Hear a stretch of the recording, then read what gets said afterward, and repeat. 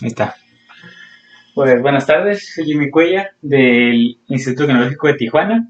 Vamos a hablar del equipo de inyección de plástico de cierre de 250 toneladas para la materia de Administración y Técnicas de Mantenimiento, octavo semestre, grupo A. Se lo voy a exponer a lo que es mi mamá aquí presente y a mi hermanita de 10 meses.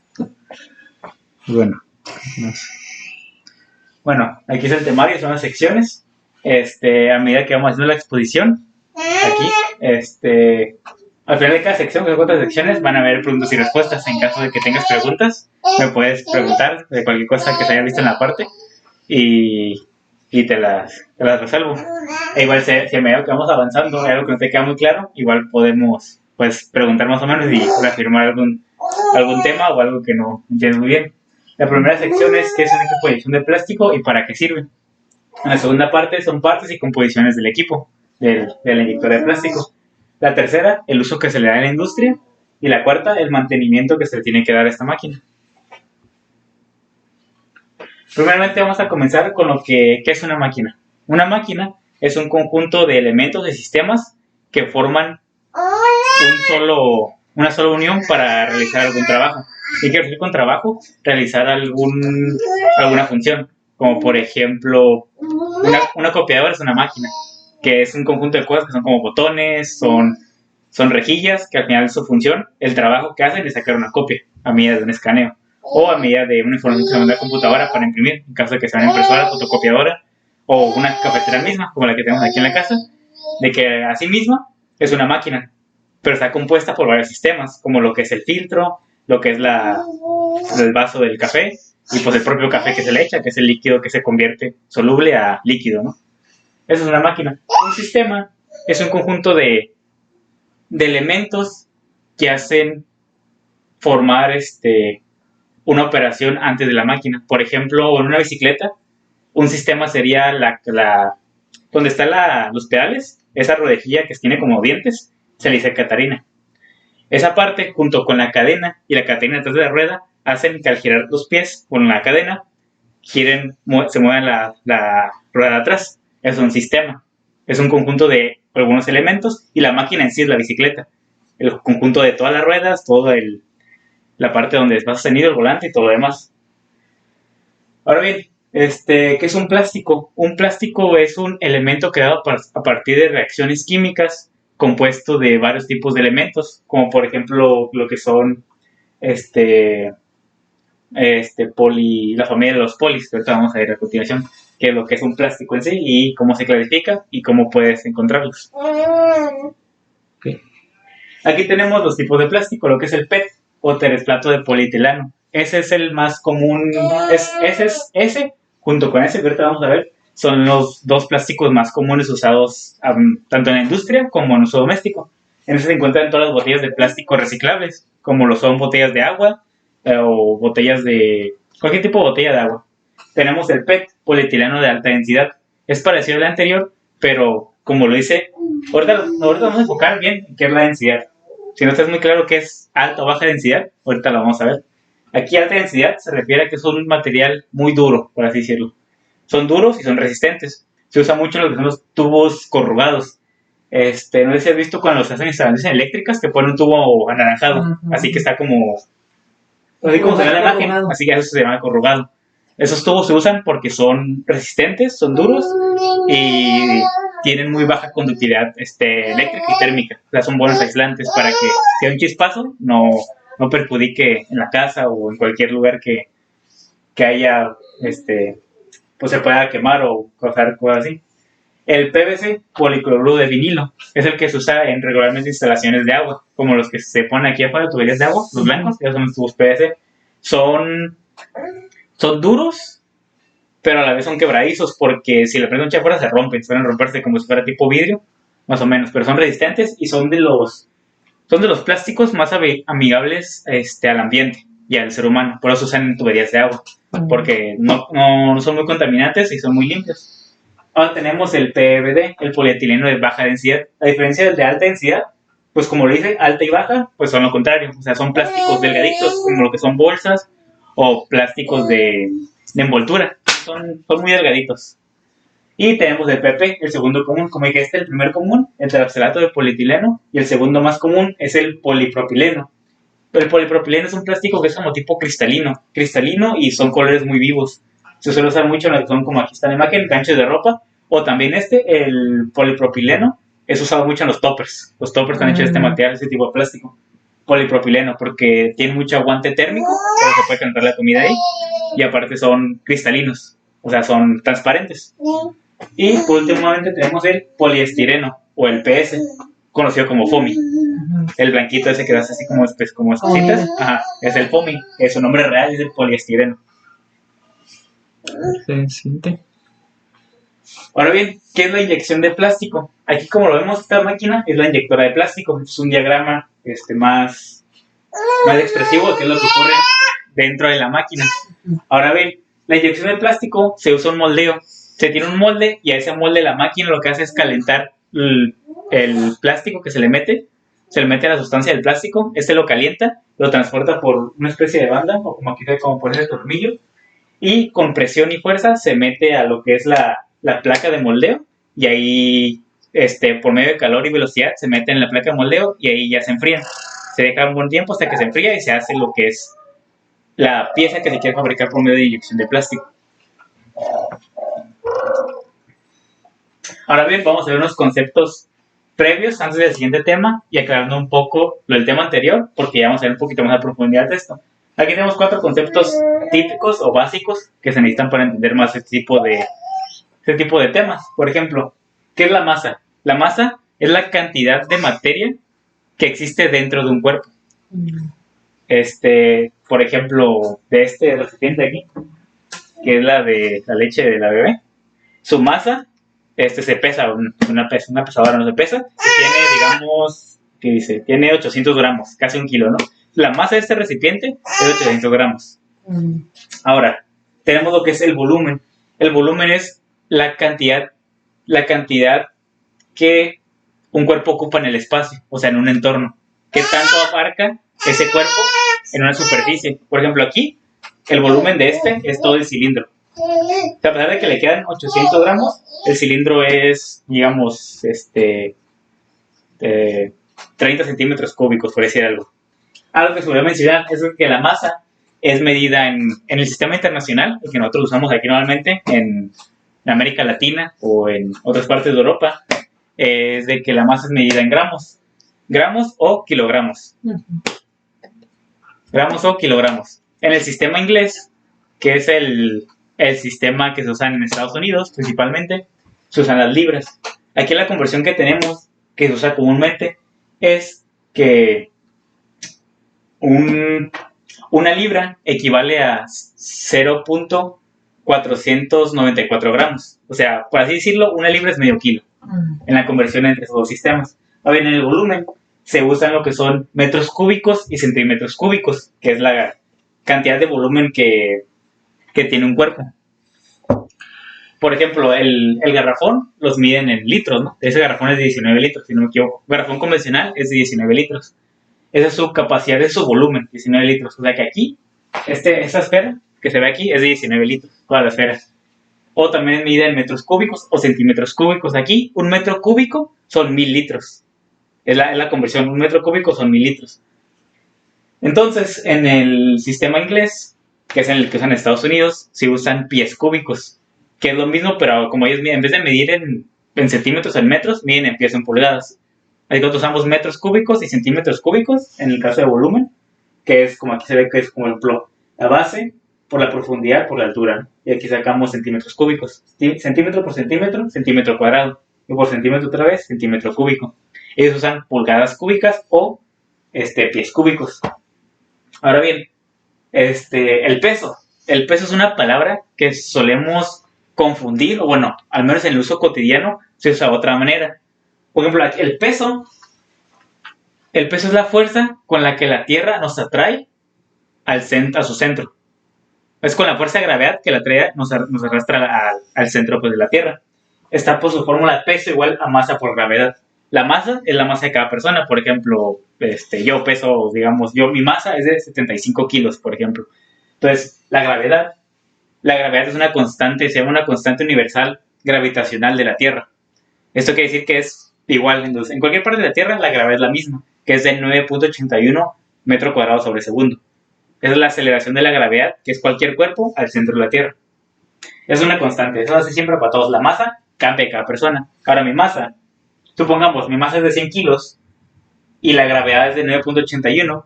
9.81 por 100 son 981 newtons. Newtons es la medida del peso, al igual que la fuerza. O sea que mi peso, o sea, cuando digo mi peso, me refiero a esto. Es mi masa por mi gravedad. Usualmente cuando vamos, por ejemplo, al médico, si no, me voy a pesar. Eso está mal dicho, porque tú no vas a pesar, tú vas a medir la cantidad de masa que tienes en el cuerpo. Cuando pones una pesadora, típicas o electrónicas, lo que estás midiendo ahí no es tu peso, sino la masa corporal que tienes en tu cuerpo. O sea, decir, peso 70 kilos está mal dicho. Porque peso es como digo aquí, de cuánto nos atrae la Tierra, con qué fuerza nos atrae la Tierra a su centro.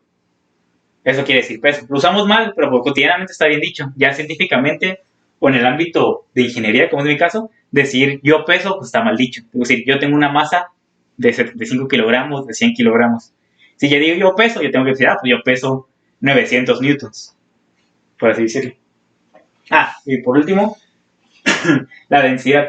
La densidad es la cantidad de masa que existe en un espacio, en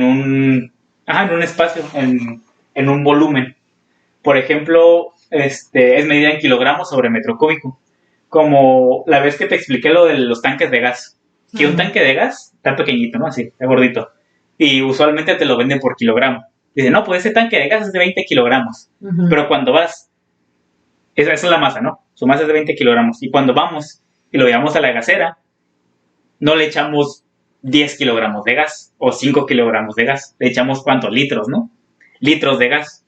Eso es debido a que el gas, al ser un fluido, tanto el líquido como el gas son fluidos.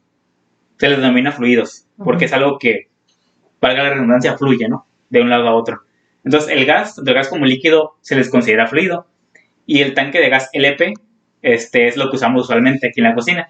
Ese tipo de gas es tanto líquido como es gaseoso. O sea, una pequeña parte líquido y lo demás gas. Eso es así, por eso cuando lo bates como que suena poquito, porque sí tiene poquito líquido. Entonces, eso se vende en litros. Y para saber la densidad, o sea, cuánto le cabe, ocupas multiplicar por ejemplo, si tú quieres saber cuánto le cabe al gas, tienes que multiplicar su densidad, que es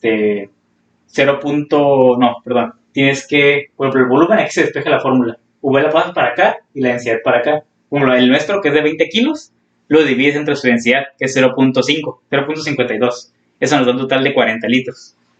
Es lo que es la densidad, porque eso quiere decir que en un tanque de gas convencional, gas LP, en un espacio de 1 metro cúbico, digamos que es como esto, le cabe 2 kilos. Como por ejemplo lo que es el agua es el único líquido o el único material que es igual. 1 kilogramo es un litro. Con el único líquido que pasa eso es con el agua, porque su densidad es de 1000 kilogramos sobre metro cúbico. Es el único que dice, si tengo 5 litros de agua, tengo 5 kilos de agua. Solo pasa eso con el agua. Es el único con el que pasa eso. Con todos los demás, la densidad varía. Como el aceite, su densidad es de 960. Poquito menos que el agua. O sea, que va a pesar menos. O sea, si tienes 1 litro de aceite y 1 litro de agua, el agua te va a pesar más por la densidad.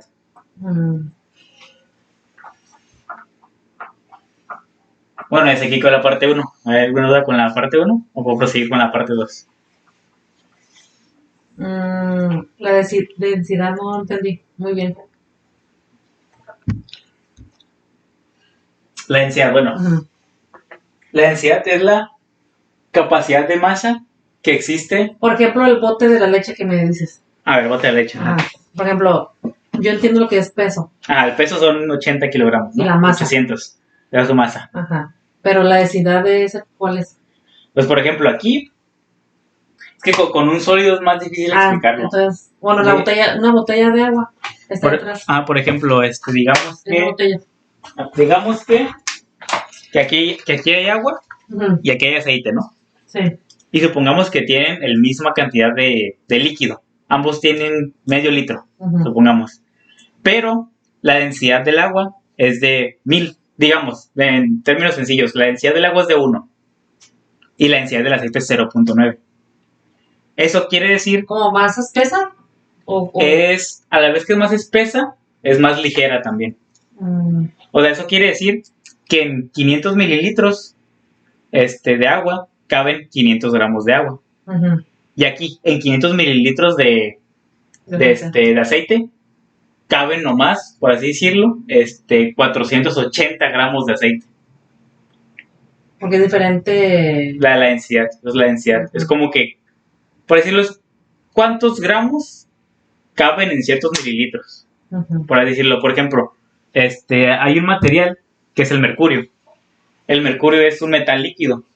Como eso, ¿no? Espesito. Es líquido, es como líquido. Ajá. Es el único metal que es líquido y es tóxico.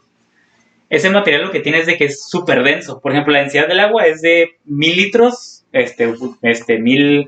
densidad es de 1000 kilogramos sobre metro cúbico. Eso quiere decir que si aquí hay 500, como dijimos, 500 mililitros, es medio kilo, o sea, pesa medio kilo. En cambio, si de mercurio tenemos lo mismo, por ejemplo, este mismo recipiente, lo tenemos de mercurio hasta aquí, va a pesar muchísimo, va a pesar como 50 kilos. Y es por su densidad. Por su densidad es muy grande, es como de 22,000 se me hace. Okay. O sea, a mayor densidad, más pesado va a ser algo con menos cantidad. Y si es menos denso, como el hielo, es poquito menos denso. A pesar de que es un material agua, al ser sólido, es menos denso y por eso flotan en el agua. Porque son menos densos que el agua, al ser hielo. O sea que cabe en más espacio, cabe menos masa, por así decirlo. O sea, son como que más... Como te voy a explicar como un globo. Un globo tiene mucho espacio, pero no pesa nada, flotan. Porque abarcan mucho volumen, pero no tienen casi nada de peso. Por lo mismo, porque es puro aire. Y pues el aire no pesa. O sea, hablando así, pues, sí. Más general, el aire no pesa. O sea, el aire de un globo no pesa, por así decirlo. Y por eso se ven grandes, pero no pesa nada. Tú puedes aventar y se van volando. Por lo mismo, por su baja densidad, porque es aire. Okay. Ya entendí. Ok, sigamos al siguiente tema. Bueno, ahora vamos a hablar de las partes y composiciones del equipo de inyección de plástico. Ahí, como se puede ver, son varias partes que vamos a ver más o menos generalmente. Que esta es la unidad de inyección. Esta parte de aquí es lo que es nuestra máquina de inyección de plástico. Y esta parte de acá, que es la unidad de cierre, es donde está el molde de lo que queremos crear con el plástico derretido, que es la que está aquí. Aquí tenemos un pistón, que este pistón es el que va a accionar como cilindro, que va a ser para adelante y para atrás. Aquí, toda la alimentación es donde entra el plástico. El plástico sin derretir, que se va a derretir más adelante. O la sustancia que queremos convertir en otra cosa, ¿no? Como conocer pues plástico, porque es inyección de plástico. Aquí se le mete. Entonces, este pistón va a ser para atrás y va a ser para adelante por medio de un motor eléctrico. Motor eléctrico y un engrane, que va a hacer que se mueva el pistón. Este motor va a ser el que se mueva el pistón. Va a girar el motor y el pistón va a ser para adelante, va a ser para atrás. O sea, el pistón se puede ir para atrás. Aquí va a entrar la alimentación de plástico a alguna parte del rodillo, por aquí, por acá, y se va a empezar a mover para adelante. O sea, aquí tenemos calentadores. Todas estas líneas son calentadores, o sea, son piezas que se calientan, que hacen que derrita el plástico o el material que queremos derretir. Entonces, al moverse así, a este cilindro se le llama husillo. Entonces, el husillo al moverse para acá se va a ver todo el plástico y va a salir por la nariz, porque va a salir todo el plástico ya derretido. Por eso tiene que ser rápido, porque si se enfría el plástico por aquí, pues se atascó y va a ser un problema. Entonces, eso tiene que ser, tiene que ser rápido, con cierta velocidad, ni muy rápido ni muy lento, porque si va muy rápido, pues se va a hacer por chorros. Y si es muy lento, pues como dije, se va a enfriar. Entonces tiene que ser una velocidad pues calculada. Aquí pues tiene una válvula check. No dice pues que es una válvula check. No. Una válvula check es como una especie de... es como una conexión que tienen las tuberías. También se usa mucho aquí en uso doméstico. Lo que tiene la válvula de check es de que el líquido, o el agua, no pasa. Entra por un sentido, pero no de regreso. O sea, si está de subida, el líquido puede subir, sube, y en caso de que se tenga la bomba o algo así, cuando baje, no pase. O sea, la válvula check hace que el líquido o el fluido pase en un solo sentido y no en el otro. Ok. Aquí tiene una válvula check para que no pase eso precisamente. Entonces pasa por aquí y aquí ya terminó la unidad de inyección. Y aquí pasa la unidad de cierre. Aquí tenemos nuestro molde, lo que queremos crear. Puede ser una cuchara, un vaso, un Lego de juguete, por ejemplo. Podría ser. Y aquí pues tenemos platinas. Una platina móvil fija, una placa, por ejemplo, y una móvil. O sea, esa se va a retraer y va a avanzar según cómo queramos el molde. Y pues lo mismo, se mueve por un cilindro y por medio de cilindros hidráulicos y neumáticos. Ahorita vamos a ver un poco más todo esto de hidráulico. Todo esto lo vamos a ver un poquito más como específico. Igual en el video no se puede ver bien, pero mucho menos. Ok. Ahora aquí, vamos a entrar primero en lo que son los calentadores. Como dijimos anteriormente, los calentadores son esas como plaquitas, que son las que calientan el material para derretirlo y que se haga la inyección de plástico. Ahora bien, primero para entender lo que son calentadores, vamos a enfatizar un poco en lo que son algunos conceptos básicos de termodinámica y calor. Principalmente, ¿qué es la termodinámica? La termodinámica, a grandes rasgos, es una ciencia que estudia los cambios de temperatura y la transferencia de cargas térmicas que existen entre un cuerpo y otro. ¿Qué quiere decir? Estudia, por ejemplo, como aquí como se puede ver en esta imagen, que son dos cubitos. Aquí, al ser dos... Bueno, primeramente, ¿tú qué entiendes por calor? Pues un foco, una vela, ¿no? Lumbre. Algo caliente, ¿no? Ajá, algo que tocas por aquí un poco Caliente. y te da... Caliente. Bueno, eso está frío, pero ajá, algo como que te caliente, ¿no? Ajá. O sea, sí, pero en sí eso que sientes tú, eso que llamas tú como calor, tiene como una definición. O sea, el calor en sí es la acción que tienen dos cuerpos para pasarse cargas térmicas de una a otra. Más explicado, quiere decir que, por ejemplo,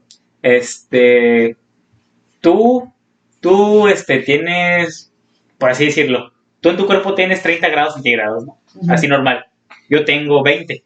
Entonces, si yo te toco, tú me vas a pasar 30 grados a mí hasta que los dos estemos iguales. Como tú vas a pasar, tú tienes 30 grados, yo tengo 20, nos vamos a tocar, tú vas a tener 25 y yo voy a tener 25. O sea, tu calor me lo pasas a mí. O sea, eso es el calor, pero en sí lo que me estás pasando son cargas térmicas, se le dice. O sea, el calor son cargas térmicas.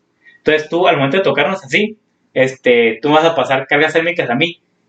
Uno, al recibir cargas térmicas, siente calor, siente caliente, porque le están transfiriendo esa energía.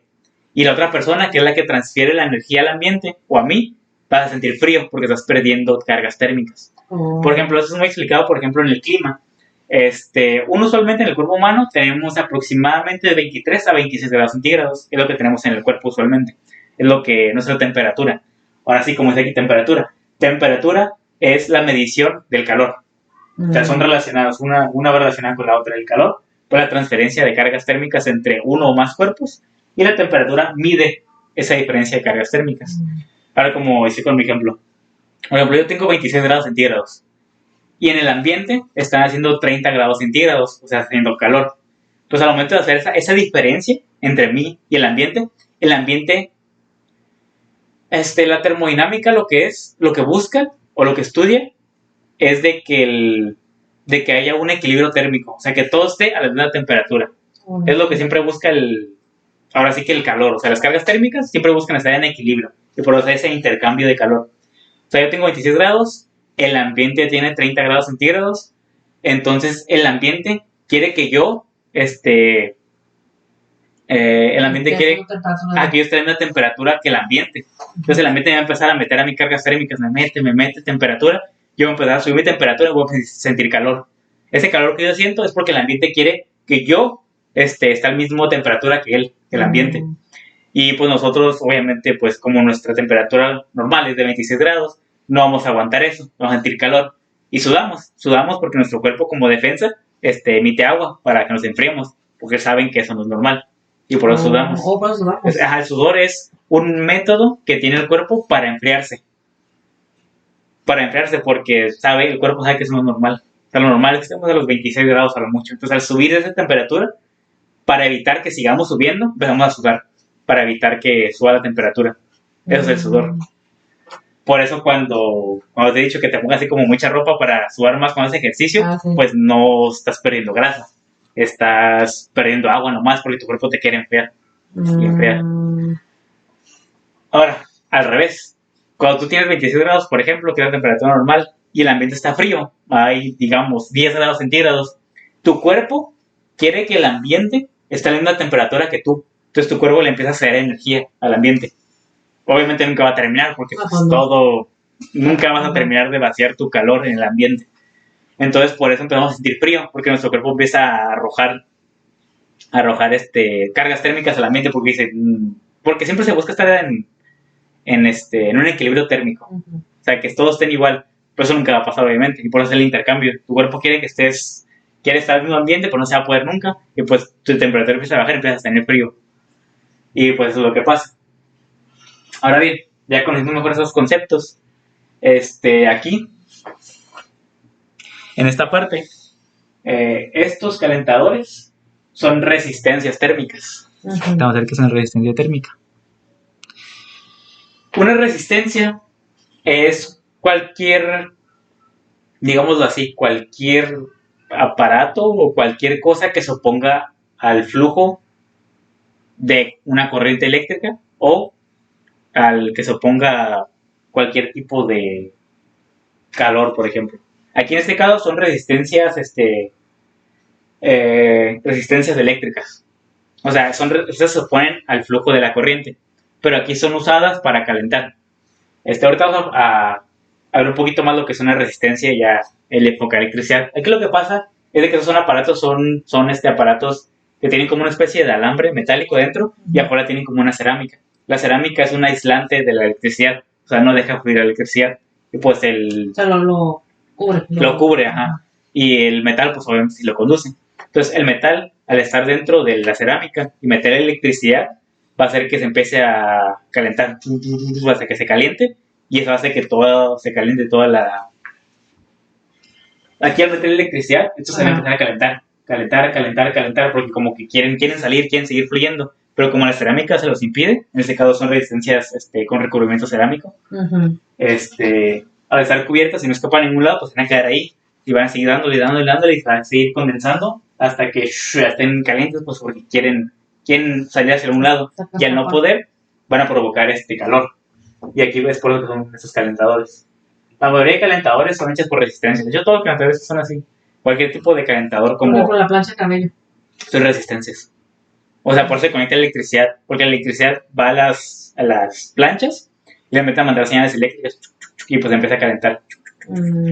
Y pues por eso se ponen pues bien calientes, porque son por resistencia. Cualquier cosa que sea calentada, o sea resistencias, como por ejemplo la que meten al agua. El fierro ese es una resistencia. Se llama resistencia, por lo mismo es una resistencia. Cualquier cosa que se oponga al flujo de corriente es una resistencia. Y pues se llama resistencia precisamente a los ganchos esos que se meten al agua. Ahora bien, como habíamos dicho, esa es una máquina de 250 toneladas de sierra.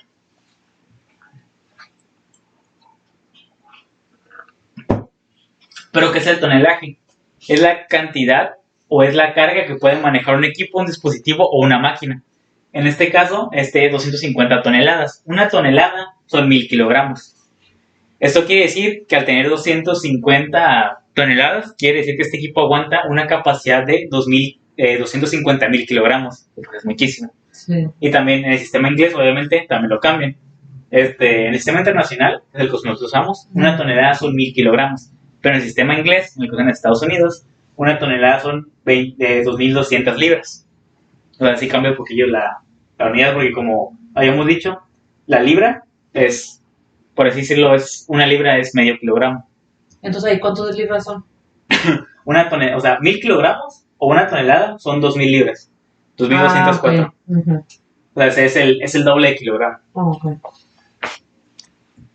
Okay. Vamos acá. Ok. Ahora vamos a empezar. No sé si ayudas con lo visto ahorita. No, está bien. ¿Está bien? Entonces vamos a empezar con otra parte del sistema, que es el sistema neumático. En sí, neumático nomás tiene para la activación de un pistón, ¿no? Y así. Pero vamos a hacer un poquito más lo que es la neumática en general. ¿Qué es la neumática? ¿Para qué sirve? Y cómo se usa. Entonces, no sé si lo puse, ok.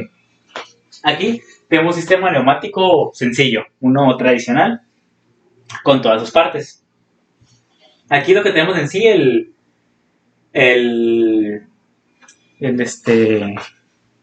ese me fue el nombre.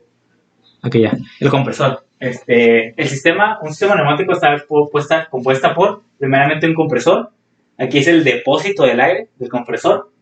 Lo que es un FRL, vamos a ver qué es. Un sistema de control y un actuador. Ahorita vamos a ver cada sección para que se conozca. Por ejemplo, el aire aquí, este es el que genera, por así decirlo, ¿cómo puedo decirlo? La compresión del aire. Y de aquí se guarda un depósito. Y de aquí, como aquí tiene sus manecillas, aquí lo va guardando. Y cuando se ocupa, se va soltando. O sea, por esos dos dispositivos y va hacia una función específica que tenga que hacer. ¿Qué es el aire? Ok. El aire. Todo por aquí, todo pasa el aire. El aire. Oh. Ahorita vamos a ser más específico. ¿Cómo es esto? Primeramente, tenemos lo que es un compresor neumático y su tanque. Que es, si nos regresamos un poquito, aquí. Este es el compresor. Ya es el tanque. Esos son unidos siempre. Suelen estar unidos. Son unos tanques. Yo sí los he visto de seguro, esos tanquesotes. Sí. Bueno, mi papá tiene uno, sí. ¿No? Un chiquitito. Ajá, pues sí. Un compresor chiquitito. Saben estar juntos. Ese es el compresor. Y ese es un motorcito. Que es el que hace que el compresor jale el aire y lo guarde en este recipiente. Esa es su capacidad. Capacidad medida en caballos de fuerza. Aquí son 10 caballos de fuerza, por ejemplo. Compresor, pues el compresor se encarga precisamente, este motor jala una banda que hace que jale el compresor. El compresor lo que hace es de que él agarra el aire del ambiente, lo absorbe y lo comprime, lo hace como que más pequeño, lo comprime y tú al comprimir un fluido cualquiera aumenta su presión. Ahorita vamos a ver más específico qué es la presión. Tú al agarrar un fluido y comprimirlo, estás quitando volumen, que habíamos dicho que es la capacidad que tiene un cuerpo en un espacio, ¿no? O sea, tú a un objeto, al quitarle volumen, vas a aumentar lo que es su presión y su temperatura. Entonces, eso es lo que hace. Primeramente agarra el aire y lo hace chiquito, por así decirlo, y lo va metiendo. Agarra aire, lo hace pequeño y lo mete. Y lo va metiendo aquí lo va almacenando. En sí, el compresor no es este aparatito. Okay. O sea, muchos piensan que el compresor es todo esto. Sí, es todo. Pero no, es esto nomás. Esta partecita de hasta arriba. El motor. No, el motor es el que ayuda al compresor. Ok. Este es el motorcito que ayuda al compresor a que jale el aire. Okay. Y pero en sí el compresor es nomás esto. Esto es nomás el puro tanque. Es donde lo almacena. Y todos se refieren al todo, ¿no? Muchas veces uno, como cuando dice compresor, dice, no, pues todo eso es el compresor. Ajá. Pero no, el compresor es solo una parte chiquita que está aquí.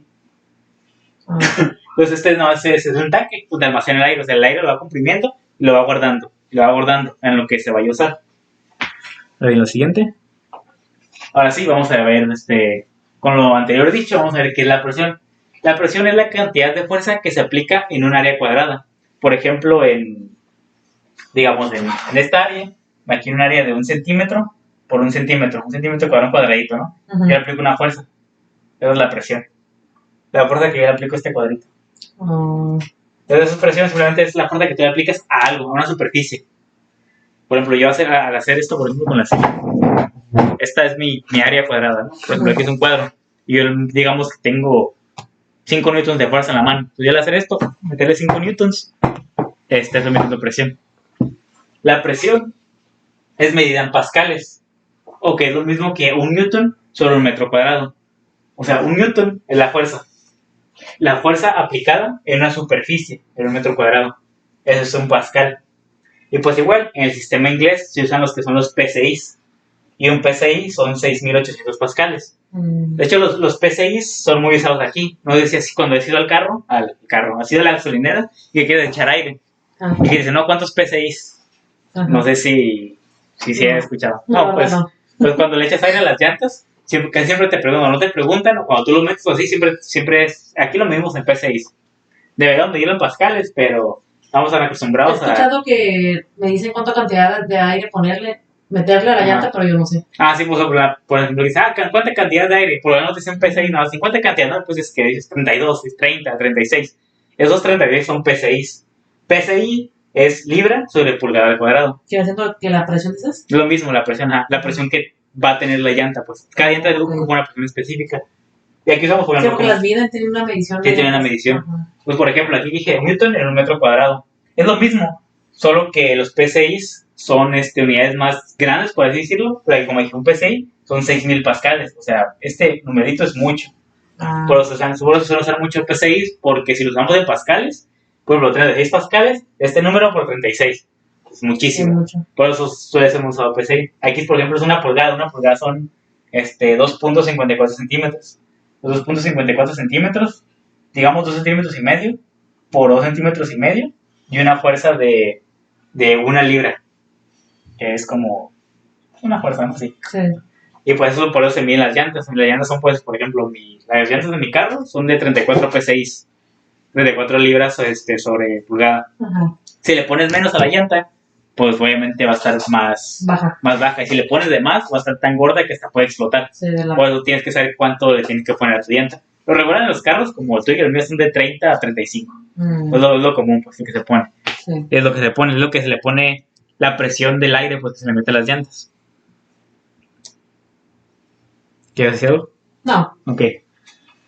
Ahora tenemos lo que es el FRL del sistema neumático, que es el anterior. Es este aparatito que está aquí. Está justo después del compresor. No se usa convencionalmente, nomás se usa cuando son sistemas. O sea, cuando se utiliza el aire para algo más. Por ejemplo, aquí, como que tenemos en la casa, no se ocupa porque solo para echar aire a las llantas o así, eso no. Para echar algo más grande. Para cosas más grandes, más tipo industrial, pues. Uh-huh.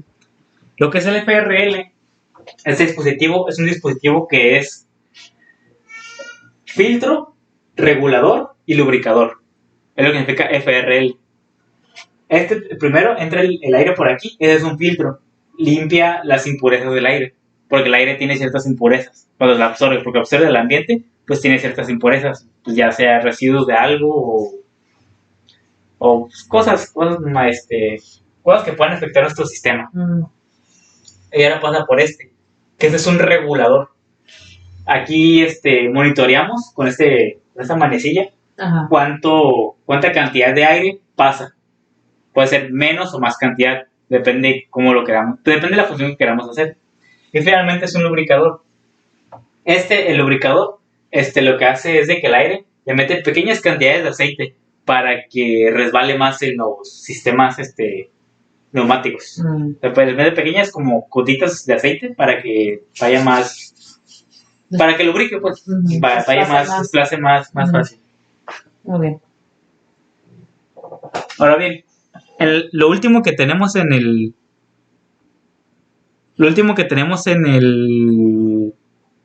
circuito es el actuador. Como vamos a ver acá. Aquí, después de pasar el compresor, el tanque, el FRL. Bueno, el control es algo que igual no es muy importante ver ahorita. El control es simplemente una acción que queramos hacer. Eso está de más. El cuadro está de más, se puede omitir. Okay. Después del FRL tenemos lo que es el actuador, que es lo que queremos hacer. Vamos a ver qué es. Aquí. Por ejemplo, activar un pistón. Un pistón es como un cilindro que tiene 2 hoyitos. Ese se le dice que es de simple efecto cuando tiene un solo hoyito. O sea, que le metemos aire y sale. Y se regresa solo. Y al tener doble efecto, como es en esta imagen, es de que tiene 2 hoyitos. O sea, que le metemos aire por aquí, aire por acá, sale. Metemos aire por aquí y se retrae. El que es de simple doble efecto. Por ejemplo, el de este ejemplo es de doble efecto. Ahora bien, actuador se le denomina un aparato que transforma una energía, por ejemplo aquí se usa energía neumática, a otro tipo de trabajo. Por ejemplo aquí transforma lo que es la neumática en movimiento mecánico. Tú al meter el aire por aquí va a hacer que se mueva linealmente. Eso es lo que hace. Es lo que es un pistón, es otro tipo de pistón. Entonces, el actuador es eso, es como que el dispositivo que queremos mover con el aire. En este caso, pues un pistón, metemos aire, algo que se mueva o se retraiga para cualquier función. Mover una plataforma, mover algo. Cualquier cosa que se pueda mover, pues con ese movimiento, lo que se puede utilizar. Okay. Ahora vamos a ver lo que es un circuito neumático. Aquí ya como más a... Esto es más... Pues sí, un circuito. O sea, eso ya es como que cómo se ve en un plano. Este es Festo, es un programa que se usa para la neumática. Estos pues yo los hice. Eso lo hice para una... hice varios, pero esos son los que hice para una materia que se llama neumática hidráulica. Y pues aquí tenemos ese triangulito que se ve aquí pequeñito. Ajá. Es la representación de nuestro compresor. De aquí es otro cuadrito, es el FRL. Y de aquí se va esto. Estos cuadritos que se ven aquí son electroválvulas, son válvulas, y acá son electroválvulas. O sea, son, por ejemplo, aquí entra el aire y sale por acá. Entra y sale por acá. Y al activarse, estos se mueven y sale el aire por otro lado. Son dispositivos que les metes aire por un lado para hacer una función. Porque, por ejemplo, aquí le metes aire por aquí y sale por acá, y luego aquí le metes aire por acá, y así. Son para distribuir el aire en nuestro sistema. O sea, esas válvulas no son como cualquiera de los normales, todas son industriales. O sea, son como cuadritos que tienen varias entradas. Tú le metes aire por algún lado y lo sacas por otro para distribuirlo, para moverlo a ciertos lados. Aquí en este sistema estamos metiendo aire para controlar estos cilindros.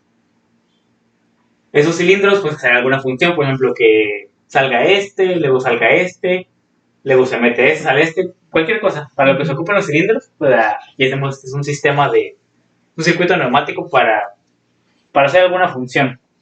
Y acá es lo mismo, pero son eléctricas, son electroválvulas.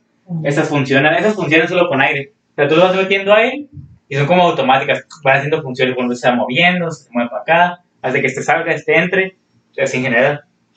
Y aquí funciona por medio de una programación.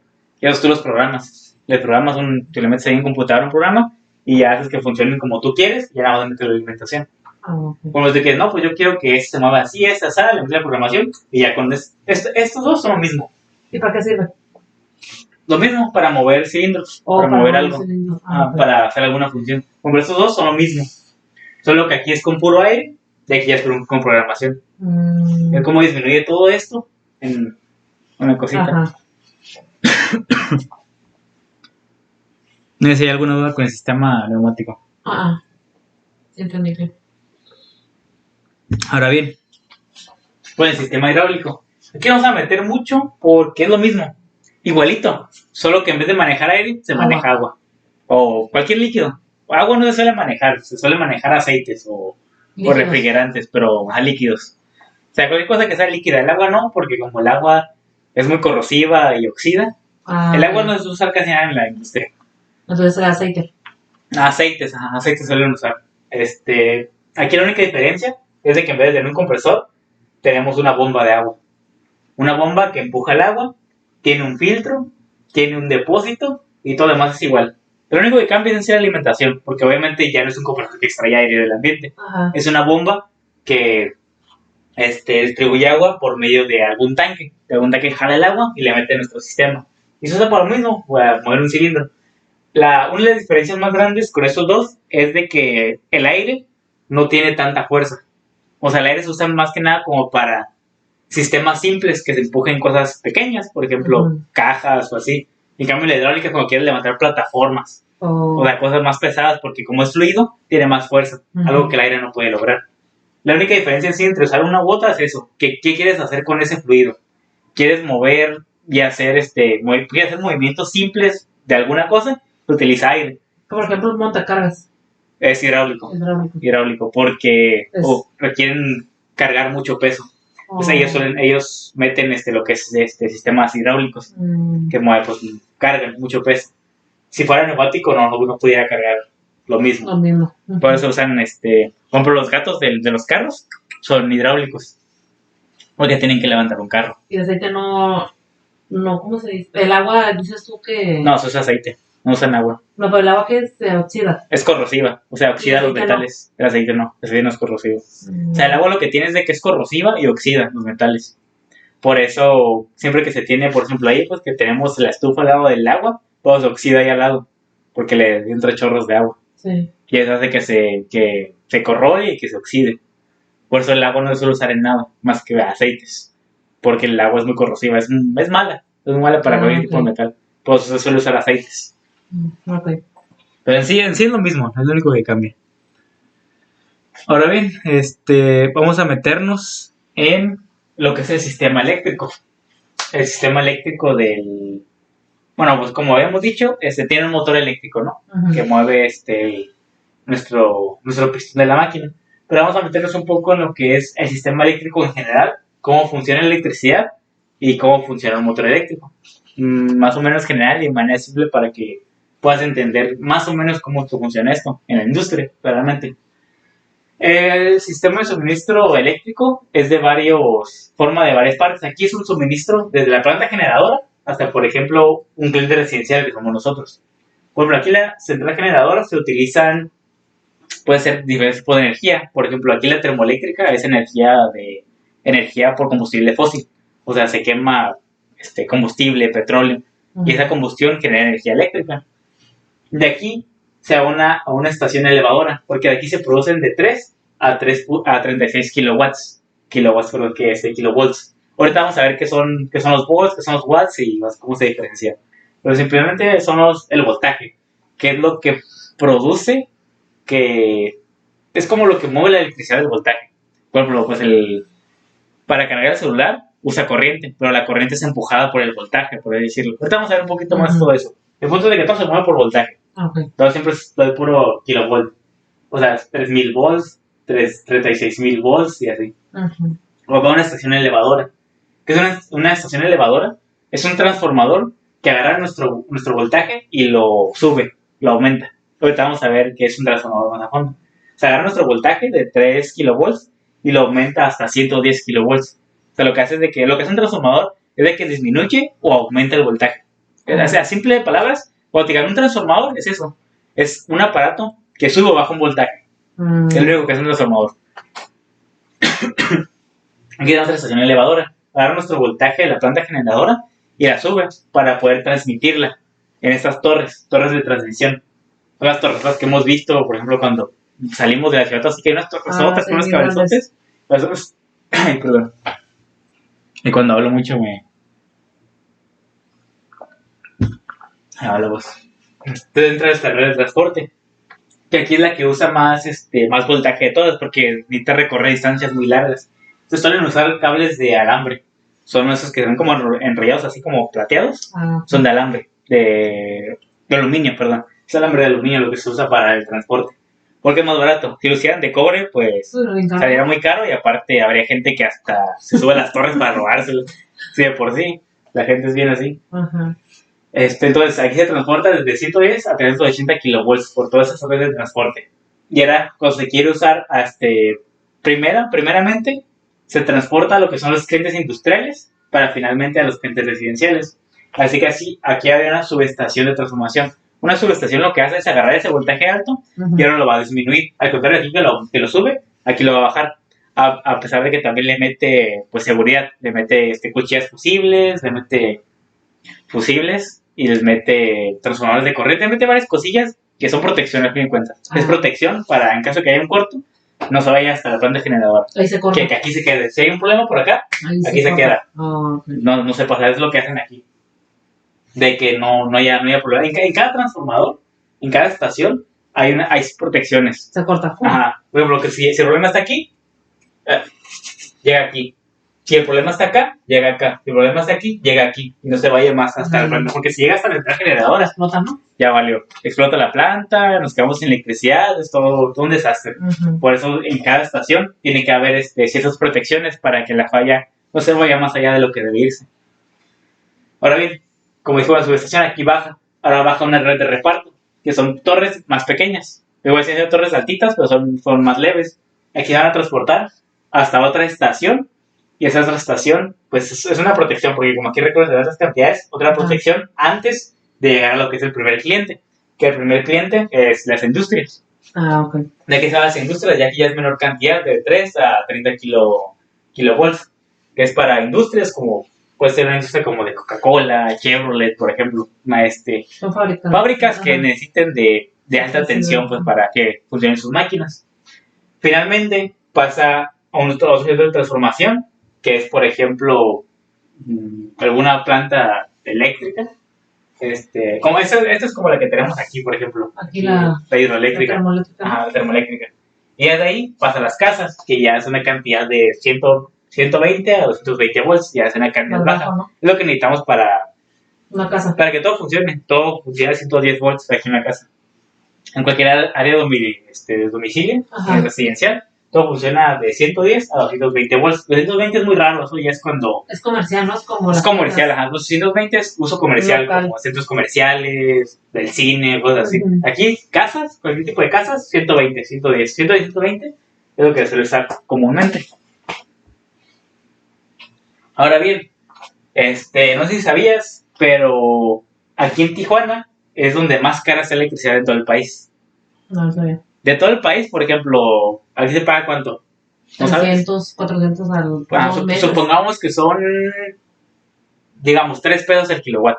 Ujú. Porque consumimos mucho, o sea, consumimos como 100 kilowatts y son 300 pesos, ¿no? Ajá. Por ejemplo, está a 3 pesos el kilowatt. En cualquier otra parte de México está, pues, digamos, a 10 centavos el kilowatt. Y nosotros a 1 peso. ¿Pero por qué? Ahora, ahí viene el porqué. Aquí, en este mapa, es el Sistema Eléctrico Nacional, según la CFE. Se me hace que este es del CIDE 2010, este mapa. Pero Ajá. pues igual, no cambia. Aquí lo que pasa es de que esos puntitos son esos como triangulitos negros que se ven, Ujú. son las centrales eléctricas que hay en el país. Y todo esto azul es la interconexión. Todo está interconectado, todo el país está interconectado. Ujú. Todas las subestaciones, estaciones, generadores, todo está conectado. Entonces, ¿qué pasa? Si esta planta, que se llama el cajón, se cae, esta planta que está al lado, que se llama Gualima, la ayuda. Entonces, si esta planta cae, no hay problema porque esta planta le va a ayudar. Si esta también cae, no hay problema porque como esté conectado, van a llegar estos y le van a ayudar. Y así sucesivamente, si se cae esta, van a venir a ayudar a las demás. Todos ayudan entre sí. Si una cae, la demás le ayuda. ¿Qué pasa con Tijuana? Nadie le ayuda. Nadie la ayuda. Tijuana está sola. O sea, lo único ¿Porque que tiene... está muy lejos o qué? porque lo que tiene Tijuana, nada más tiene Tijuana y Rosarito. Son las únicas que producen y hasta acá abajo, pues, y están igual que nosotros, en Baja California Sur. Como ves, aquí no hay nada. Y hasta acá está igual Baja California Sur. En sí, Baja California. O sea, no solo Tijuana, sino Baja California. En sí, Tijuana es la más cara. De plano, de todo México, la ciudad más cara es Tijuana. Pero en sí, Baja California es más caro en todo el ¿Por qué país. es más difícil llegar la luz a Tijuana? Lo que pasa es de que nosotros tenemos, si no recuerdo mal, tenemos 3 plantas generadoras para toda la parte de Baja California Norte, que es nuestra. Solo 3 plantas. Se me hace que 2 en Rosarito y una en Ensenada, si no me equivoco. Para 5 municipios. Para todos.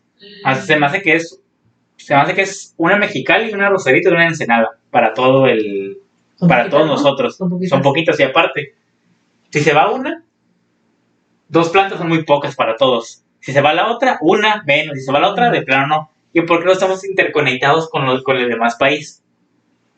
¿Qué tenemos aquí, en Sonora? ¿Cómo que tenemos nada, no? Desierto. Ajá. Nada, no hay nada. O sea, como ahí es un desierto enorme, el desierto de Sonora, sí, es enorme. No hay manera de que nos conectemos. Gracias a ese desierto enorme, no podemos interconectarnos porque es demasiada distancia. Pero, ¿y Sonora sí tiene ellos? ¿Sí tienen ahí? Sí, aquí antes del Puerto Peñasco, antes del desierto. Ajá. Lo que pasa es de que sí nos podíamos interconectar, pero sería muy costoso. Porque son muchísimos kilómetros. De aquí a aquí son muchísimos kilómetros. O sea, es chiquito, pero no es grande. No, está grande. Son muchísimos kilómetros y al gobierno no le sale. O sea, como lo que hacen muchos es que como aquí estas distancias largas, hay muchas industrias, hay muchas fábricas. Y de aquí se agarran ellas. Hoy ahí no está solo. Pero es un desierto. Aquí no hay cómo meter fábricas. O sea, no haber fábricas, el gobierno no tiene la necesidad ni los fondos para hacer esa línea. No le conviene. Al final de cuentas, si la hace, a los que nos va a cobrar es al pueblo. por hacer esa Como línea. siempre. Ajá, y va a salir peor, se va a salir más caro. Ok. Por eso no lo hace. Entonces, por eso estamos, al estar solos, sale más caro. Y por eso aquí estamos más, pues es más cara la electricidad de aquí. Ujú.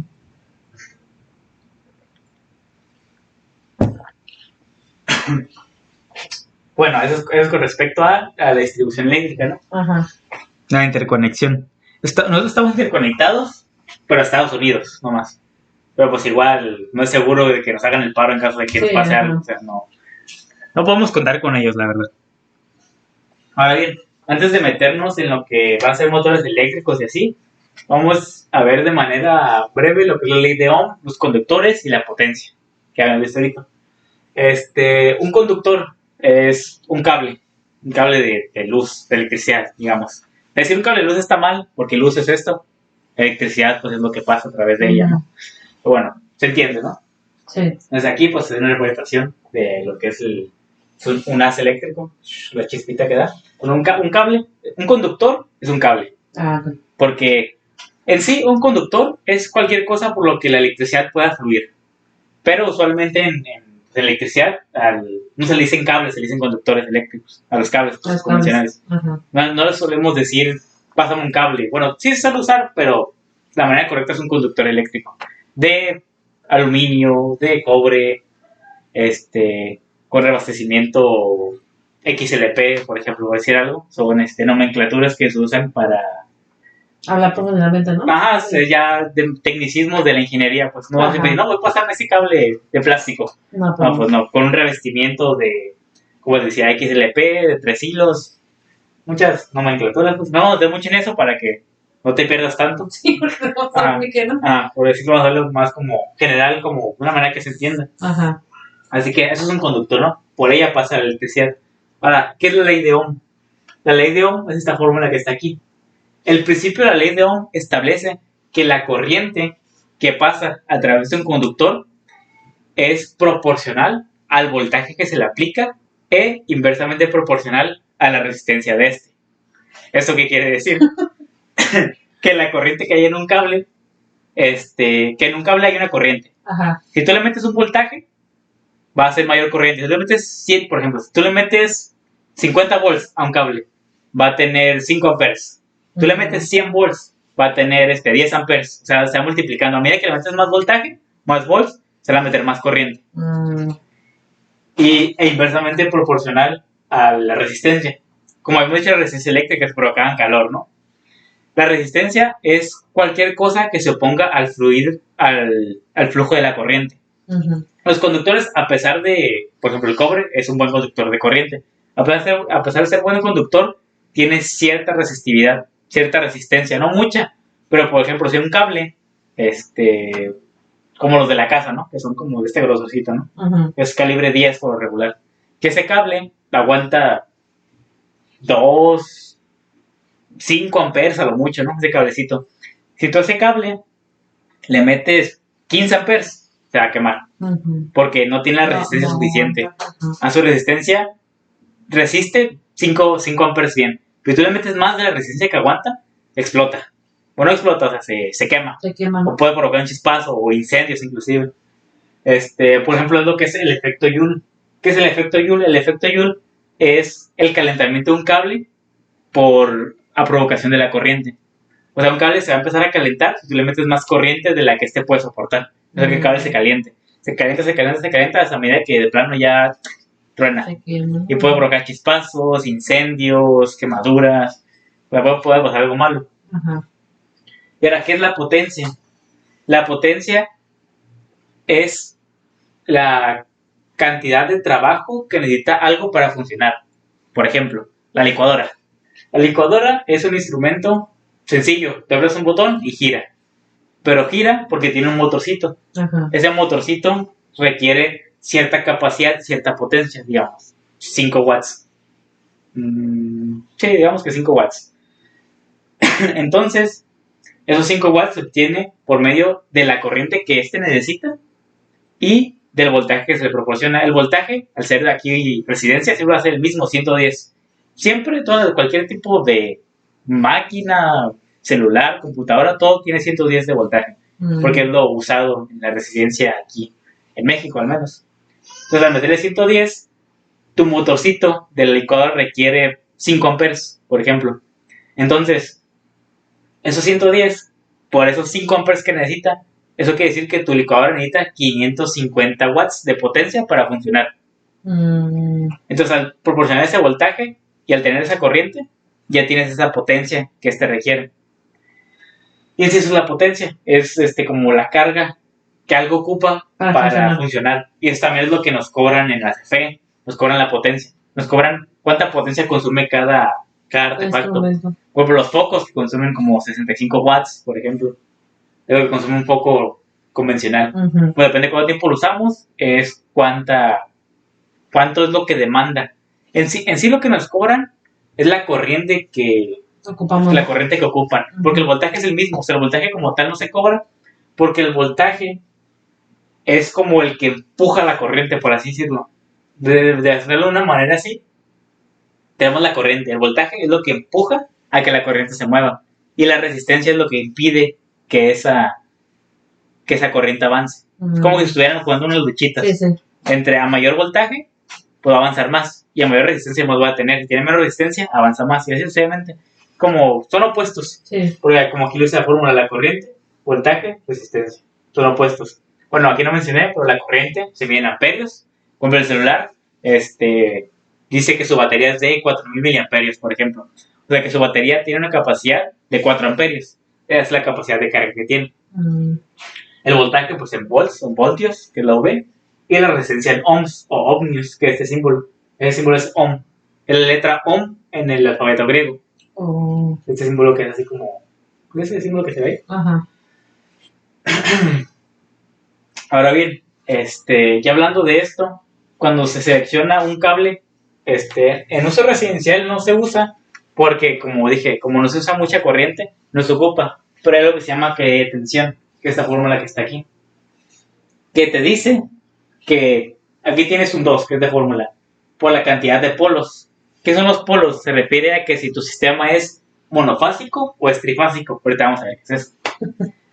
Por la longitud, o sea, qué tanto va a estar ese cable, qué tanta distancia va a tener ese cable, por la corriente que va a circular por ese cable, sobre su sección transversal, o sea, qué tan ancho o qué tan delgado está el cable, por el voltaje que se le aplica. Si esta fórmula da mayor a 3%, es de que el cable no va a aguantar.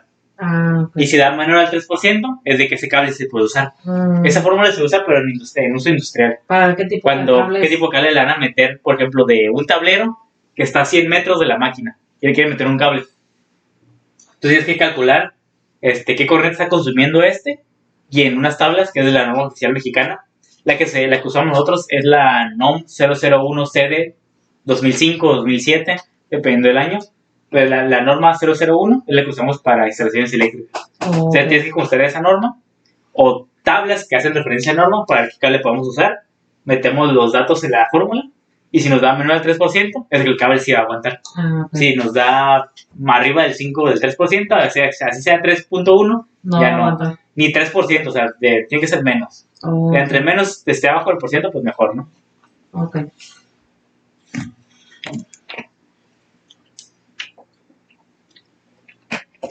Ahora bien, ¿qué es la corriente alterna y qué es la corriente directa? No sé si he escuchado una u otra. Corriente alterna, corriente directa. Probablemente no, pero... Yo no. Pero bueno, aquí después gráficamente le diferencia entre cada una. La corriente continua se refiere al flujo de electricidad o de energía o de cargas eléctricas de manera continua. O sea que estos no cambian ni el sentido. No cambian el sentido ni dirección por el tiempo. Únicamente, por eso se le dice corriente directa o corriente continua. Es igual siempre. No importa qué pase, tu corriente va a ser siempre igual. O sea, no diferencia con el tiempo. Okay. En cambio, la corriente alterna se le dice alterna porque así cambia. Esta alterna o cambia dependiendo de la frecuencia y dependiendo del tiempo. Por eso aquí la corriente directa es una línea recta. Y la corriente alterna oscila. Eso se llama onda sinusoidal. Así se le llama esta gráfica. Así oscila. Así oscila. Ahí sí cambia, ¿no? Ahí cambia. Porque la corriente directa únicamente se lee en valores positivos. O sea, 1 ampere, 2 amperes, 3 amperes. En cambio, la corriente alterna oscila en números positivos y negativos. Que aquí son 0 amperes, aquí son 5, aquí son menos 5 amperes, aquí son 10 amperes, menos 10 amperes y viceversa. Amperes positivos o negativos se usan para diferentes funciones. Aquí lo que tiene, una de las diferencias más grandes es de que, por ejemplo, la corriente directa sí tiene polaridad. ¿Esto qué quiere decir? Por ejemplo, tú tienes un foco. Todos los focos, todo lo que usamos nosotros es corriente alterna. Ok. Corriente directa se usa para otros medios. Por ejemplo, la corriente alterna es lo que tiene. Como tú tienes un foco de alterna y de directa. Ajá. Tienes un foco de directa, tienen 2 entradas, uno que hice más y uno que hice menos. Como las pilas de los carros, por ejemplo. Eso quiere decir que tú tienes que conectar el más en el más y el menos en el menos. Si lo conectas al revés, o lo puedes quemar, posiblemente no va a prender. En cambio, la corriente alterna no. La corriente alterna no tiene polaridad. Eso quiere decir que tú puedes poner tu fase y tu neutro o al revés. No va a pasar nada. Porque no tiene polaridad. O sea, la corriente alterna de lo que tiene es de que no importa cómo conectes, con que tengas una alimentación y un retorno, por así decirlo. Porque tiene que fluir la corriente. Entonces, como que tú te compras eso, no importa cómo lo conectes, mientras que no lo cruces, obviamente, no pasa nada. No pasa nada. Ahorita la corriente directa, una explicación, la corriente directa se usa más que nada para almacenar energía. Cualquier cosa que almacene energía como el celular usa corriente directa. Mira, vamos a ver, ¿tienes un cargador por ahí? Allá, atrás. Mira, vamos a hacer una explicación aquí breve. Por ejemplo, tenemos este cargador, ¿no? Tenemos que, como te dije, es corriente alterna todo, ¿no? Entonces, ese enchufe maneja corriente alterna, digamos 110 volts. Entonces, tú conectas a la luz. ¿Tú sabes qué tiene este cuadrito? ¿O por qué son cuadritos si no directamente le conectas esto a la luz? Pues ahí tienen los... para medirlo, ¿no? La energía. No necesariamente. Lo que hacen estos cuadritos es de que este cuadrito tiene un transformador adentro. Tiene un transformador y tiene algo que se llama un puente de diodos. En sí, lo que tiene esta cosa es de que tú al conectar a la luz, tiene un pequeño transformador y tiene un puente de diodos. El transformador lo que hace es aislar. O sea, al momento de que si su celular explota por alguna razón, que aquí se quede la falla. Como en el sistema que te dije, que cuando pasa algo, es igualito, aquí pasa lo mismo. Aquí se llama un transformador, puede ser un transformador seco o un transformador disminuidor. Un transformador se dice que disminuye. O sea, un transformador seco es un transformador que no baja ni sube el voltaje. Queda igual, pero aísla. Porque si pasa una falla, pues no lo va a pasar, ahí se queda en ese transformador. Entonces puede ser uno seco, puede ser uno que disminuye el voltaje. Y luego tiene un puente de diodos. Un puente de diodos lo que hace es de que agarra la energía alterna y la convierte en directa. Es un puente de diodos. No de mucho detalle porque es mucho, pero en pocas palabras, un puente de diodos es eso. Agarra la alterna de la luz, la convierte en directa y la mete al celular. Todo, por eso también como aquí la computadora es lo mismo. Transformador y puente de diodos. Y eso es aquí es esto, ¿no? Ajá, es ese. Por eso todos son como cuadritos. Si va directo es porque lo tiene la computadora, el aparato interno. Eso, pues, o la usa directamente en alterna. Por ejemplo, la licuadora la usa alterna. Porque tiene un motor eléctrico. Adentro, ahí. Ajá.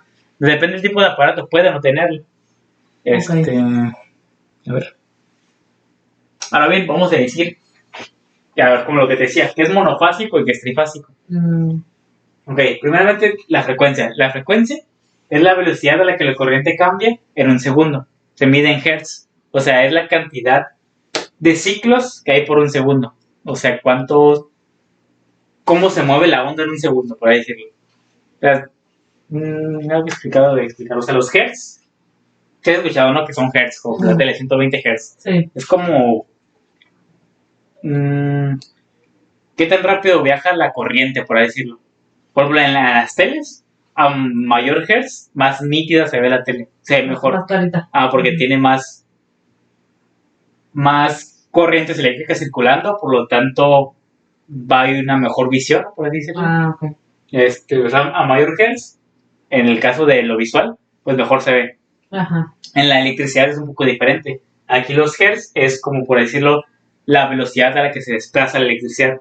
Una manera fácil de ponerlo es eso. Ajá. La frecuencia es a la velocidad a la que se desplaza la energía eléctrica, por así decirlo. Ujú. Ahora, tenemos lo que es una red monofásica y una trifásica. Aquí en uso militar se usa en domicilios, se usa la monofásica, que son solamente dos cables. Una que es la corriente y otra que es el neutro. Bueno, la fase, la fase viva, la corriente, entra, por ejemplo, entra al foco y tiene que salir un neutro, que es el regreso de la luz. O sea, es monofásico, esos son dos cables. Ok. Ese Fase ya, pues, ¿no? y neutro. Y ya. Eso ya lo que usamos aquí en la casa. Sí. Por ejemplo, los contactos que tiene. No Dos hoyitos, no ¿no? tenemos un contacto afuera, pero si ves que tiene un palito chiquito, uno grande y aquí un huequito, ¿no? Ajá. El huequito es tierra física. Esa deberíamos tener, algo que no todas las casas tienen, Ajá. pero es la tierra física. La tierra física lo que hace es de que si hay una falla, la lleva directamente a tierra, literalmente a tierra. Por eso se dice tierra, cuando dicen tierra, literalmente tierra. O sea, se va directamente al piso. Al piso. Porque, o sea, la tierra lo que hace es mandar la corriente eléctrica al punto con mayor resistencia, que es el piso. Y pues por eso se usa ese palito largo en los enchufes. Ah, ok. Ahora, el palito chiquito es la fase o la corriente. Y el largo es el neutro. Pues la corriente entra por el chiquito, por decirlo, Ajá. y sale por el grande. Por eso también cuando son los enchufes, por regular, el palo de hasta abajo es el más largo. El que va hasta abajo de la tierra es el más largo, porque en caso de que haya una falla, lo primero que entre es la tierra y no afecta el sistema. Oh, okay. De ahí, el siguiente más grande es el neutro y el último es la fase. Por lo mismo, porque es como una protección, por así decirlo. Que primero entre lo que no tiene corriente, porque en sí el neutro, al hacer un regreso, no lleva corriente. Lo único que lleva corriente es la fase, porque el neutro lo que hace es regresarla. Okay. O sea, la corriente entra a un lugar y luego sale. Entra y sale. Ahora, en trifásica se usa únicamente industrial. Monofásica es para casa y trifásica para lo industrial. O sea, en vez de ser solo dos líneas, que es una corriente y un neutro, son tres líneas y un neutro. O sea, en vez de ser uno, usan tres cables y un neutro. Es lo que es la conexión trifásica. Que, ¿cómo dice su nombre? Mono, de uno. Y tri, de tres. Monofásica, pues para casa, y trifásica para industria. Es la única diferencia de que usas un solo cable y el encendido en tres. Eso lo que provoca es de que al ser monofásica una sola fase, solo puedes tener 110 volts en la casa. Y al ser trifásica puedes tener desde 127, 220 hasta 480 volts. E igual, a mayor voltaje, mayor corriente puedes tener. Por aquí podemos tener como 10 amperes a lo mucho. Y en el uso industrial, pues tienes desde 50 a 100 amperes, que ya es una cantidad pues muy grande. Y ahora vamos a ver lo que es un motor eléctrico. Un motor eléctrico es un dispositivo que transforma la energía eléctrica en energía mecánica. O sea, agarra la electricidad, la lleva al motor y hace que gire. Eso se llama una flecha o eje. O sea, al meterle tu electricidad por aquí arriba, por aquí metes electricidad, tres fases, a veces que esta se mueve, empieza a girar. Eso es lo que es un motor. Es lo que hace un motor, transforma la energía eléctrica en energía mecánica. Aquí podemos ver sus partes internamente del motor. Tenemos lo que es la carcasa, que es esto azul. La carcasa simplemente es la protección del motor, o lo que lo guarda, por así decirlo. Tenemos lo que es el estator y el rotor. El estator es una parte que se queda fija en el motor. Esa parte se queda fija, que es la que manda la energía eléctrica. La energía eléctrica que viene de algún lugar, de algún lugar llega la corriente, ¿no? Sí. Y la manda ahí, ese queda fijo. Lo que hace eso es de que activa los campos magnéticos de esos, son como tipo alambres, así alambres enredados. Activa los campos eléctricos de esos alambres y hace que el rotor gire.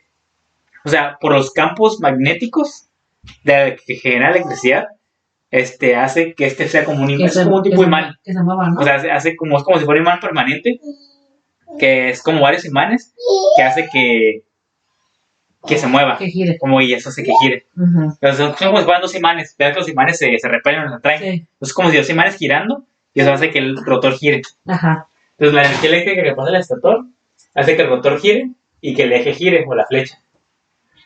Y eso le afecta al ventilador para que se enfríe y no se caliente más. En sí eso es un motor. Ah, ok. Ahora, el motor se puede conectar de varias maneras. En esta parte de aquí, en esta cajita, está la conexión del motor, que es donde llega la alimentación, la energía eléctrica. Entonces, aquí, cuando puede ver las conexiones, la energía eléctrica llegaría por acá, por arriba, la alimentación. Ajá. Entonces, se le dice que hay una conexión estrella y una conexión delta. ¿Esto qué quiere decir? Que según como nosotros queramos a cuánto trabaja nuestro motor, hacemos una conexión o hacemos la otra. Por ejemplo, si queremos que nuestro motor trabaje a alto voltaje, que es 480, se hace esta conexión. Aquí llegan las conexiones y esta plaquita así a lo largo. Aquí obtenemos 480 en el motor. De esa otra manera, al meter estas plaquitas así, así vertical, obtenemos un voltaje bajo, 220. Digo, si nuestro motor no ocupa mucha corriente, usamos esta. Y si nos demanda mucha corriente, el de arriba, ¿no? usamos el de arriba, porque nos brinda más voltaje. Y para cambiar la velocidad de un motor cuando gira, podemos usar lo que es un reductor o un variador de frecuencia. Un reductor, como se ve aquí está el motor, es de nuestra flecha. Y aquí usa dos engranes. Esto hace que al haber menos dientes aquí que acá, nuestro motor, al meterle esto, que se llama reductor, va a girar más lento. Eso lo podemos usar sí, porque los motores giran muy rápido. Entonces, si queremos reducir esa velocidad, le metemos que es un reductor, y gira menos rápido. Y un variador de frecuencia. Le bajamos la frecuencia y va más lento. Okay. Así de sencillo. Ahora, tenemos lo que son diagramas eléctricos para lo que es un arranque de motor. Aquí tenemos, quiero explicar de la manera más sencilla porque la verdad es muy complejo, pero a simple cuentas tenemos nuestras tres fases, ¿no? De las tres líneas. Aquí en nuestras tres líneas tiene el neutro. Entra a esto que se llama es un guardamotor. Okay. Un guardamotor es como un apagador, un switch. Haz cuenta, si tú lo bajas, prendes la luz, dejas fluir la corriente. Y si lo subes, lo apagas y ya no deja fluir. Un guardamotor es un switch, haz de cuenta. De aquí pasa lo que es un contactor. Un contactor igualmente es como un switch. Eso es como un switch. Solo que se activa en este sistema que te voy a explicar. Y finalmente un relé térmico. Un relé térmico es una protección. O sea, en caso de que haya una falla, va a hacer que pare el sistema. Y de aquí sale nuestro motor trifásico. Ahora aquí tenemos el control. Ese es el control de nuestro motor. Es el diagrama, se dice diagrama de fuerza y diagrama de control. O sea, la alimentación y cómo lo controlamos. Es un arranque simple y directo. Aquí lo que tenemos es que tenemos un botón de paro. Esto quiere decir que cuando tenemos este botón, nuestro sistema se va a desenergizar, se va a parar, va a haber energía. Aquí tenemos un botón de arranque. Al activar este botón, vamos a cerrar estos contactos de aquí. Es como switches de luz. Cerramos esto y fluye la corriente a nuestro motor. Si activamos el paro, se va a abrir todo y se va a desactivar la luz. En caso de que haya una emergencia, por eso le llama botón de paro. Y al activarse la bobina, pues va a activar el motor y va a arrancar normalmente. Es un arranque simple. Ok.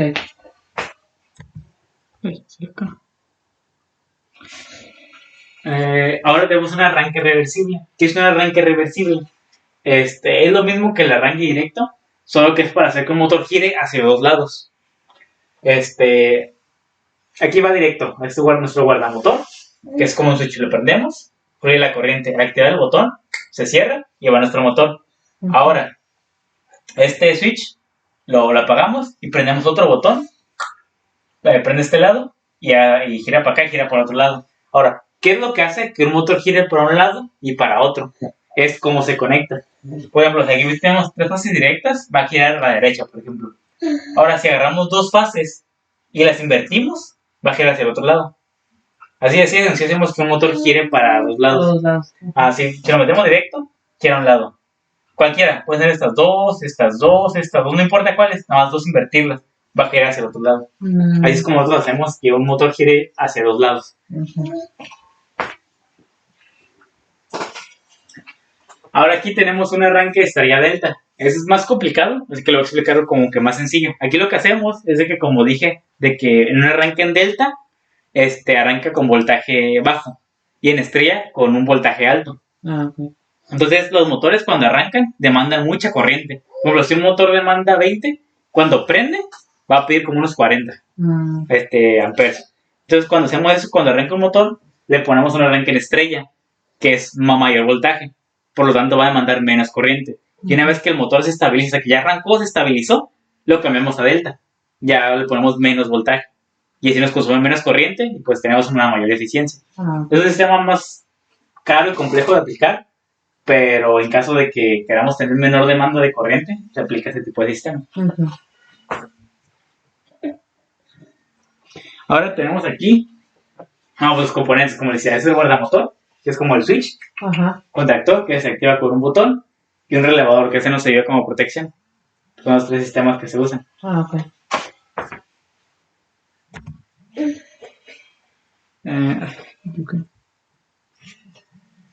Ahora bien, ya no sé si hay duda con lo eléctrico. Sí, no está bien. O sea, es algo complicado, pero a grandes rasgos es como es. Ahora, el uso en la industria, ¿para qué se usa la inyección de plástico en la industria? Hay numerosas aplicaciones. Principalmente, vamos a mencionar 4, si no me equivoco, que son. Principalmente en la industria automóvil. En la industria automóvil, pues actualmente se usan mayormente plásticos en la mayoría del auto. Entonces con la inyección de plástico y con los moldes podemos hacer guardafangos, parachoques, salpicaderos y demás cosas del carro. En la industria alimenticia, podemos hacer lo que son utensilios, como lo son tenedores, cucharas, bandejas que están hechas de plástico.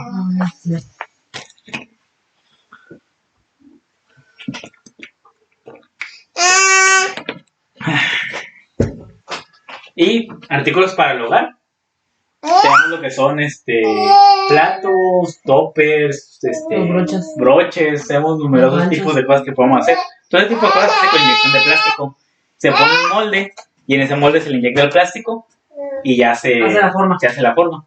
O igual cohetes, como lo son los Legos. Un ejemplo básico, pues son figuritas, ya se le pone el plástico, se endurecen y es lo que quedan los Legos. Las fases en el proceso de inyección son estas fases sencillas, que principalmente es el cierre del molde. Se pone el molde, se cierra, se coloca en la máquina para la inyección. La inyección, una vez que el plástico entra en la bandeja, en la tolva, se mete en la máquina, se calienta, se expulsa y se manda a lo que es la bandeja. El enfriamiento, una vez que ya está en el molde, la pieza tiene que enfriar.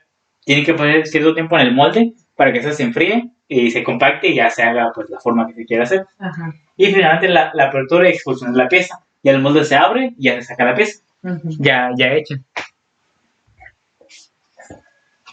Ahora, aspectos claves en el proceso de inyección. La temperatura del material. El material que se quiere hacer la inyección de plástico tiene cierta temperatura a la que ésta entra en punto de fusión y se hace pues como líquido para que se inyecte. Tiene que tener en cuenta de que si tiene temperatura de más, se hace demasiado viscoso y a lo mejor no se va a poder manejar como se quiere. Si se le mete menos temperatura, esto va a hacer de que no se pueda ni mover porque se haga todavía duro o que se enfríe más rápido. La precisión de inyección. Este aparato tiene que ser muy preciso. Tiene que ser exactamente como nosotros lo calculamos si queremos, porque si no, pues van a salir figuras mal hechas.